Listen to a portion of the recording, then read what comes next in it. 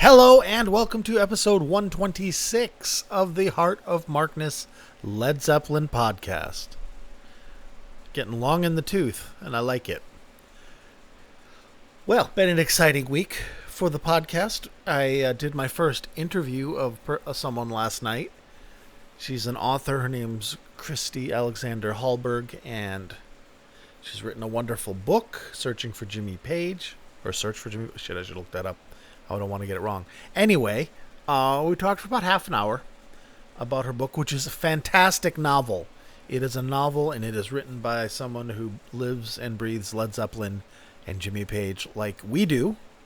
And although it's about Jimmy Page, and it's not about Jimmy Page. If you listen to it, I'm going to post it tomorrow, because like I said, it's about a half hour long, and I didn't want to tack it onto the podcast because it needs to stand alone.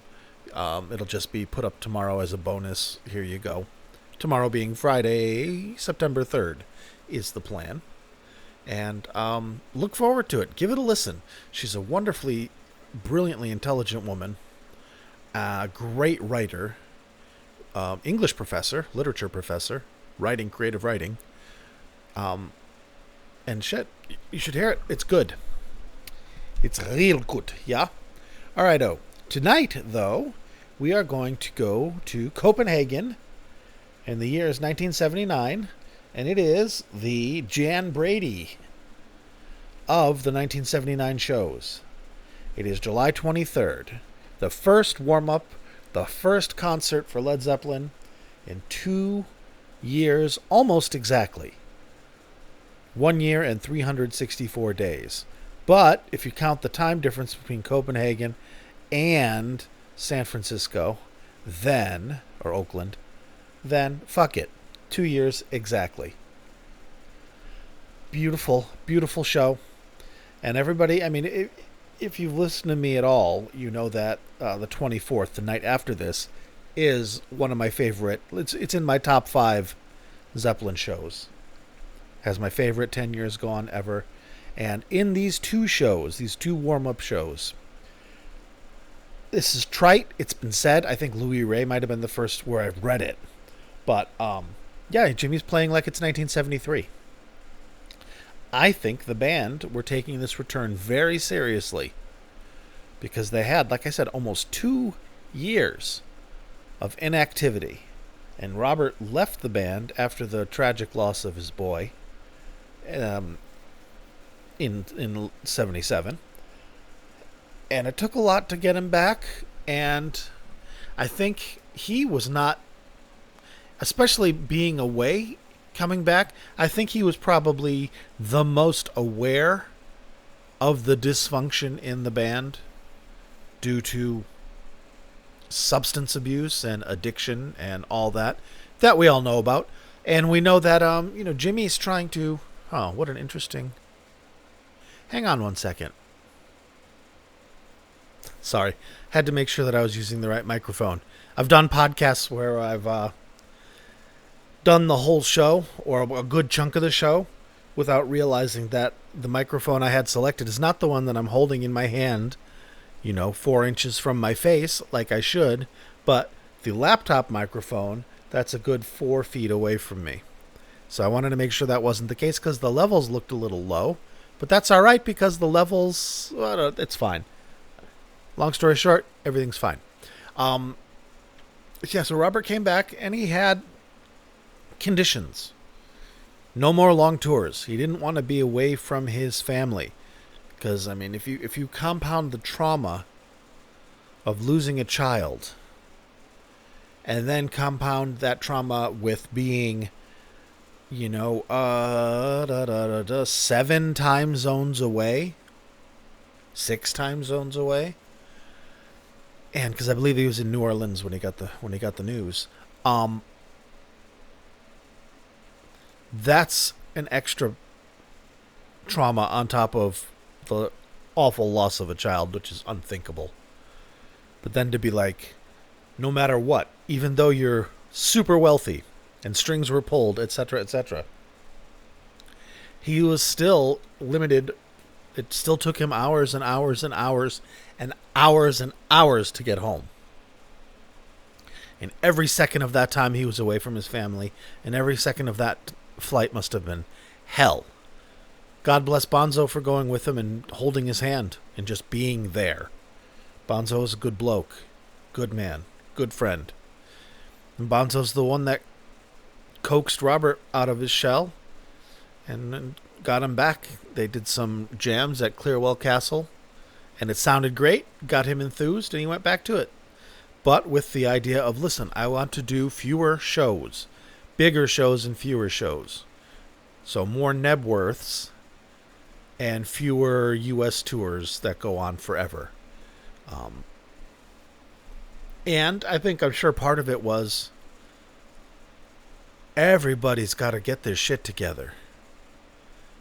Because especially if you're like the only sober person in a room full of fuck-ups, it's no fun. But that's neither here nor there. I don't want to just start wool gathering on stuff and then come back and go, well, I don't know what I was talking about. That was great. The times were not that great. They were trying to pull it together. They were pulling it together. And this show and the show after it on the 24th, as well as the first Nebworth concert, shows that there is still gas in the tank and still magic. Jimmy obviously took this very seriously and had been playing, had been practicing, had his fluidity back, had his dexterity back, probably even got clean from heroin. I mean, it's not like these guys would do it constantly. They'd get clean and be good for a while and then relapse and then get clean and then be good for a while and then relapse. They're human beings, even though they're gods. So, I don't know. This band is tight.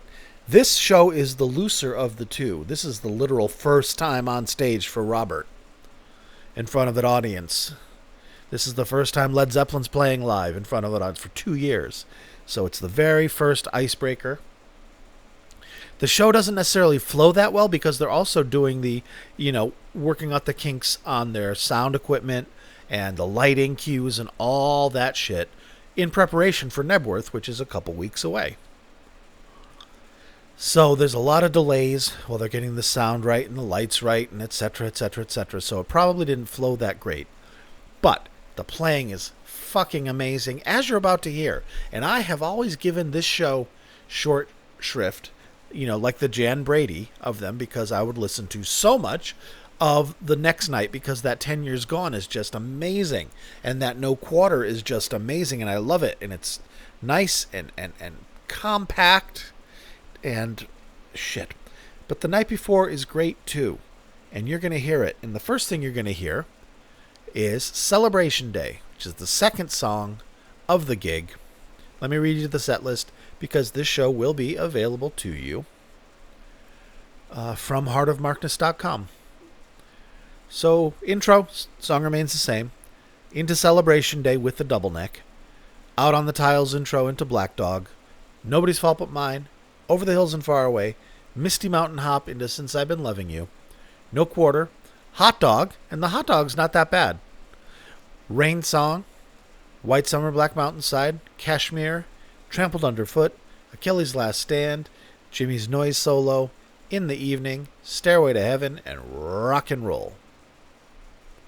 The version I am using is straight, no EQ, no nothing, master to DAT clone, to fiber optic clone, to CDR, KRW_CO transfer.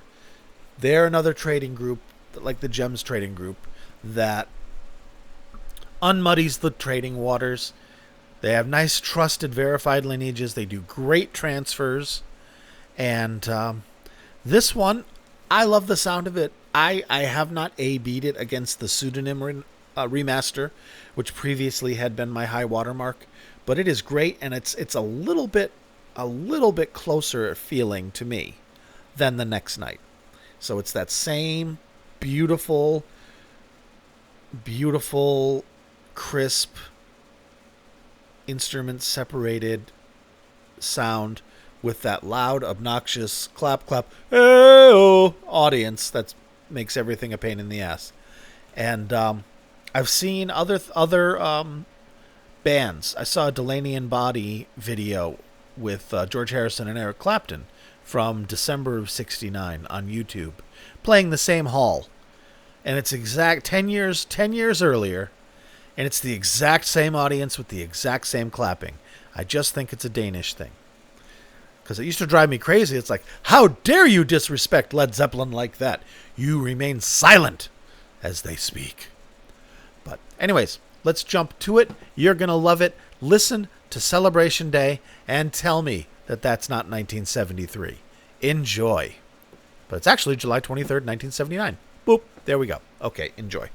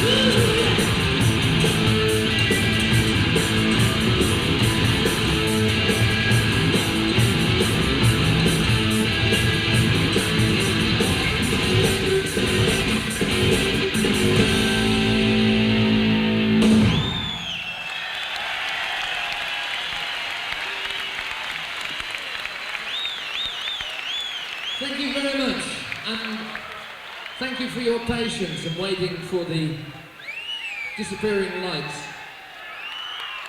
Well, it's been 8 years since we were here last time, so there's not too much talking to do, quite a bit of playing. This is Black Dog.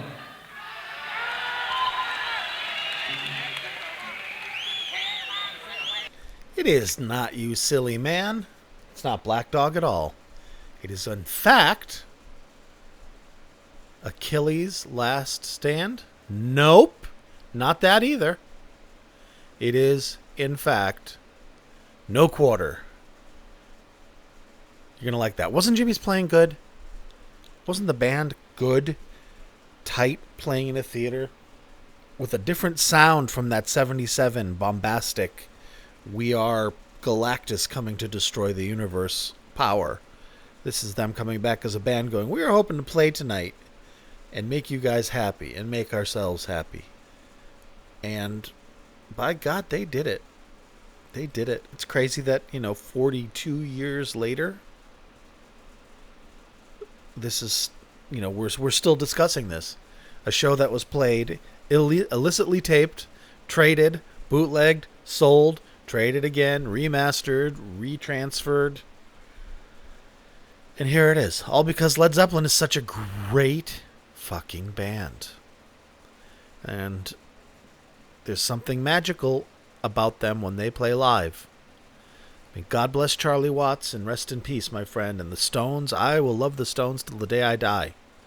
But I don't have a single Stones bootleg that I think I've listened to more than once, other than A Brussels Affair, which was still professionally recorded for radio. So I don't know. The Zeppelin, I listen to the live Zeppelin almost exclusively. I don't listen to the albums anymore, other than maybe Physical Graffiti and In Through the Outdoor and Coda for the unreleased tracks, and because I fucking love Darlene. Great song.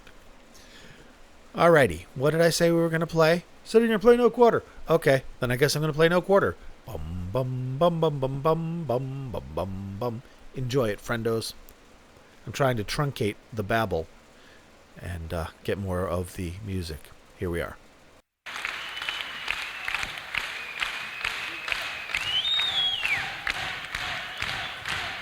This next one features John Paul Jones, the man from Marrakesh. No, that was last year, John. This is called No Quarter.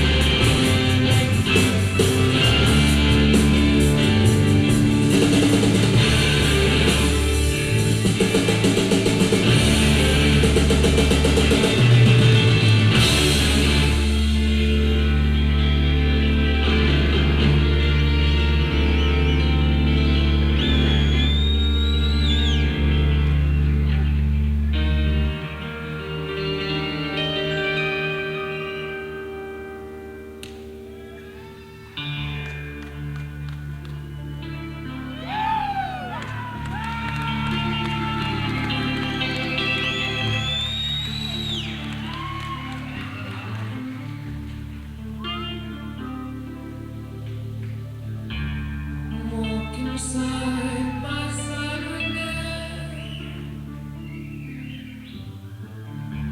the devil mocks them every step.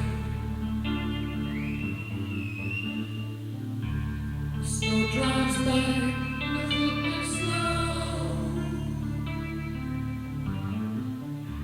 The dogs of doom howling mock, mock. When sleep is right true, to feel the dream, for me to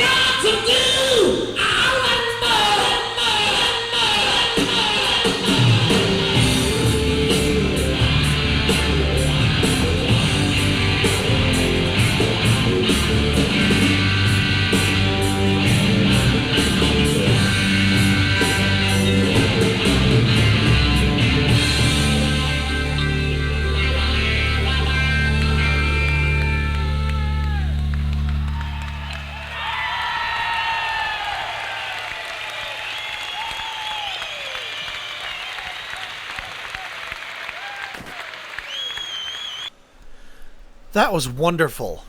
Relaxed, nice flow, very cool. I liked it.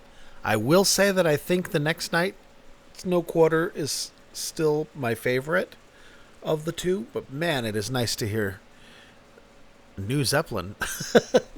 In that I haven't listened to this show in a long, long time. And certainly not with open ears of like, wonder what it's like. So I hope you like that. And interesting to note that while that was playing, the postman came and dropped off a 25-pound box full of live Led Zeppelin CDs that were sent to me by a listener named Chris from North Carolina. And there's I haven't opened it yet because I want to finish this, because once I open that, forget it. But man, oh man, it's gonna be nice. Really generous. Really, these are burned CDs, CDRs, not labeled boots, because that would just be. Then that would be wrong of me to be like, no, thank you. But my gosh, I cannot wait to open those and just start tearing stuff out and have I miss physical media. I love the immediacy of digital media, but I do miss physical media for that. I have this show. If society collapses and there's no more internet, I still have this music. Oh boy. Time for the spiel. If you wanna find me, you can go to Twitter, YouTube, or Facebook too. Under the name Heart of Markness, you can find me.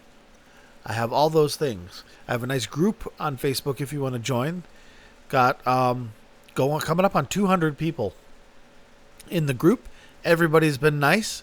It's a nice community. If you want a place to hang out and talk about Led Zeppelin and classic rock and live music with people that know their shit, that's a good place to go. It's not a cliquey type of you like that show.